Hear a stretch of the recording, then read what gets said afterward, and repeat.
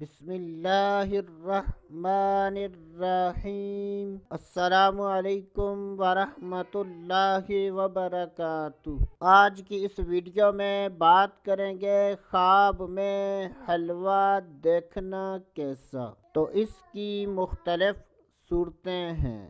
جب بھی خوابوں کی تعبیر بیان کی جائے اور اس میں مرد و عورت میں سے کسی کا ذکر نہ ہو تو اس سے مراد مرد و عورت دونوں ہیں۔ حضرت سیدنا ابن سیرین رحمۃ اللہ تعالی علیہ نے ارشاد فرمایا کہ اگر کوئی خواب میں دیکھے کہ اس کو کسی نے شکر اور بادام والا حلوہ دیا ہے اور اس نے اس میں سے کچھ کھایا ہے تو یہ اس بات کی دلیل ہے کہ ایسا آدمی مال و نعمت آسانی کے ساتھ حاصل کرے گا۔ اور اگر کوئی خواب میں مغز، بادام یا تازہ دودھ کا حلوہ دیکھے تو یہ اس بات کی دلیل ہے کہ ایسا آدمی خیر و منفعت پائے گا۔ حضرت سیدنا